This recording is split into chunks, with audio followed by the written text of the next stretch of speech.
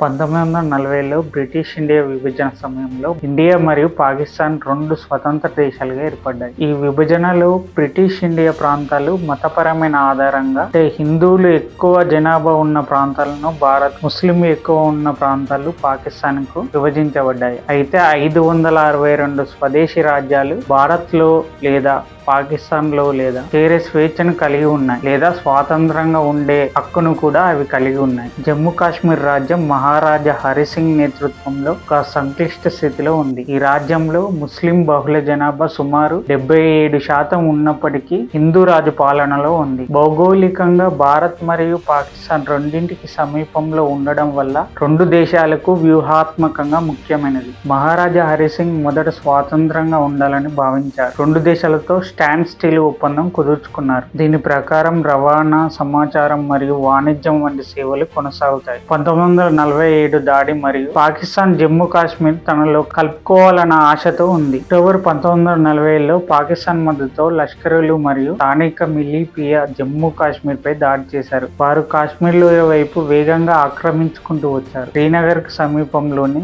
బారాముల్లా వరకు చేరుకున్నారు. ఈ దాడిలో హింస, దోపిడీ మరియు హత్యలు జరిగాయి. మహారాజా హరిసింగ్ తన రాజ్యాన్ని రక్షించుకోవడానికి భారతదేశం నుండి సహాయం కోరారు. భారతదేశం గవర్నర్ జనరల్ లార్డ్ మౌంట్ బాటన్ నేతృత్వంలో సైనిక సహాయం అందించడానికి ముందు జమ్మూ కాశ్మీర్ లో భారత్ లో చేరడానికి ఒప్పందం చేసుకోవాలని షరతు విధించింది. అక్టోబర్ 26, 1940న ఇన్స్ట్రుమెంట్ ఆఫ్ యాక్సేషన్ సంతకం చేసి జమ్మూ కాశ్మీర్ ను భారత యూనియన్ లో విలీనం చేశారు. ఈ ఒప్పందం ప్రకారం రక్షణ, విదేశీ వ్యవహారాలు మరియు సమాచార వ్యవస్థలు భారత ప్రభుత్వం నియంత్రణలోకి వచ్చాయి. అయితే ఈ రాష్ట్రానికి అంతర్గత స్వయం ప్రతిపత్తి ఇవ్వబడింది. మొదటి భారత్ పాకిస్తాన్ యుద్ధం 1947-48లో కబీలి దాడులను అడ్డుకుంది. శ్రీనగర్ విమానాశ్రయాన్ని సురక్షితం చేసిన భారత సైన్యం క్రమంగా లోయలోని ప్రాంతాలను తిరిగి స్వాధీనం చేసుకుంది. అయితే ఈ సమయంలో పాకిస్తాన్ సైన్యం కూడా బహిరంగంగా యుద్ధంలోకి దిగింది. ఫలితంగా జమ్మూ కాశ్మీర్ రెండు భాగాలుగా విభజించబడింది. ఒక భాగం భారత నియంత్రణలో, మరో భాగం పాకిస్తాన్ ఆక్రమణలో ఉంది. 1948లో భారతదేశం ఈ విధానాన్ని ఐక్యరాజ్య సమితి దృష్టికి తీసుకెళ్లింది. ఆగస్టు 1948లో యునైటెడ్ నేషన్ తీర్మానం ద్వారా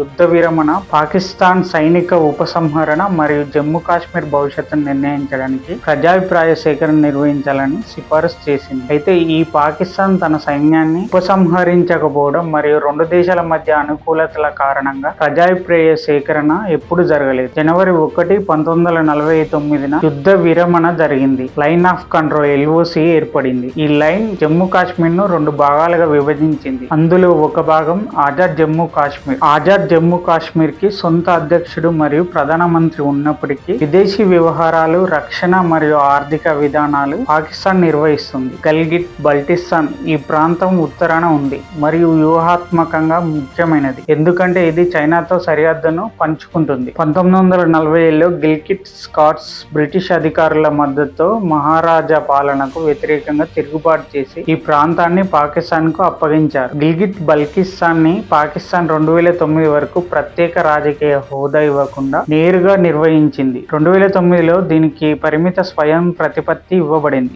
కానీ ఇది ఎప్పటికీ పాకిస్తాన్ ఫెడరల్ ప్రభుత్వం నియంత్రణలో ఉంది. చైనా యొక్క పాత్ర 1963లో పాకిస్తాన్ గిల్గిట్ బల్టిస్తాన్ లోని షక్స్గామ్ లోయను చైనాకు అప్పగించింది. ఇది చైనా పాకిస్తాన్ సరిహద్దు ఒప్పందంలో భాగం. ఈ ప్రాంతం అక్సై చిన్ తో సమీపంలో ఉంది. దీనిని చైనా 1962 భారత్ చైనా యుద్ధం తర్వాత ఆక్రమించింది. భారతదేశం ఈ ఒప్పందాన్ని చట్టవిరుద్ధంగా భావిస్తుంది ఎందుకంటే జమ్మూ కాశ్మీర్ మొత్తం భారత భూభాగంగా పరిగణించబడుతుంది. పాకిస్తాన్ ఆక్రమిత కాశ్మీర్ నుండి ఉగ్రవాద కార్యకలాపాలను ప్రోత్సహించిందని భారతదేశం ఆరోపిస్తుంది.